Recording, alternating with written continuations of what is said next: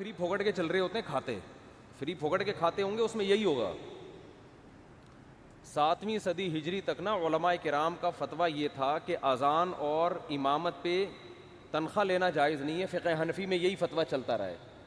امام شافعی کے ہاں یہ اجازت تھی کہ آپ امامت کی تنخواہ بھی لے سکتے ہیں اور اذان کی, بولو نا یار, تنخواہ بھی لے سکتے ہیں. لیکن فقہ حنفی میں تھا کہ امامت, اذان, قرآن کی تدریس, مذہب کی تدریس, اس پہ تنخواہ لینا جائز نہیں ہے. ابھی بھی آواز صحیح نہیں ہو رہی کہ فری پھوکٹ میں ہے نا. علماء نے جب دیکھا کہ لوگوں کے حالات بدل رہے ہیں, وہ دین کا جذبہ نہیں رہا لوگوں میں, تو فقہ حنفی ہی کے علماء نے یہاں امام ابو حنیفہ کے قول کو چھوڑا اور یہ فتویٰ دیا کہ اگر اب امام اور مؤذن کی تنخواہیں متعین نہ کی گئیں تو وہ جذبہ جو اسلاف میں, صحابہ میں تھا نا, کہ فری میں اپنے آپ کو وقف کر دینا امامت کے لیے, 8-10 مسجدوں میں تو ہوگا, اس کے علاوہ مسجدیں امامت سے خالی. تو دین کو بچانے کے لیے فتویٰ دیا کہ بھائی امام کی بھی تنخواہ ہو, مؤذن کی بھی تنخواہ ہو, مدرسے میں پڑھانے والے استاذ کی بھی تنخواہ ہو. تو یہ ادارے چلتے رہیں گے ورنہ برباد ہو جائیں گے.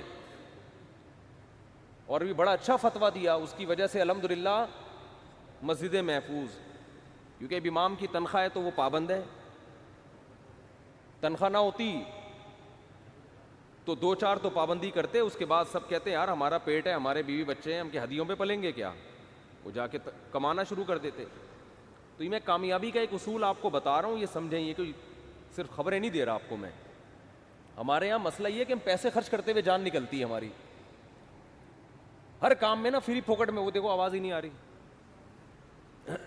ان کو آواز نہیں آ رہی ہے, اب صحیح ہو گئی. تو ہم نا ہر کام میں چاہتے ہیں کہ پیسے بچائیں اور فری میں کام ہو, اس کا پھر یہی حشر ہوتا ہے. جب دین کا کام نہیں ہو رہا, امامت, مؤذن, ائمہ حرمین کی بھی تنخواہیں ہیں, پوری دنیا میں اب امام کا وظیفہ ہوتا ہے, پھر آپ اس کو فورس کر سکتے ہیں, بھائی آپ وظیفہ لے رہے ہو, آپ ٹائم پہ نماز کیوں نہیں پڑھا رہے.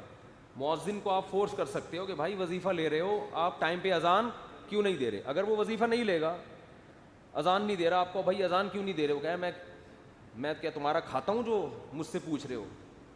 غریبی میں چل رہی ہوگی, مؤذن کا جس دن موڈ ہوا ثواب کا اذان دے دے گا, موڈ نہیں ہوا تو کہے گا میں تو تمہارا باپ کا غلام تھوڑی ہوں. تو جو علماء حالات کو جانتے تھے انہوں نے کیا فتویٰ دیا کہ بھائی اب نہیں چل سکتا یہ معاملہ, اسلام کو بچانا ضروری ہے. تو اسلام کے بعض احکام ایسے ہیں تو تغیر زمان سے تبدیل ہو جاتے ہیں. تو یہاں بھی ایک خوب اچھی طرح مسئلہ یاد رکھیں, میری شروع سے عادت رہی ہے, شروع سے ہمیشہ سے, فری پھوکٹ میں کوئی کام کسی سے نہیں لینا.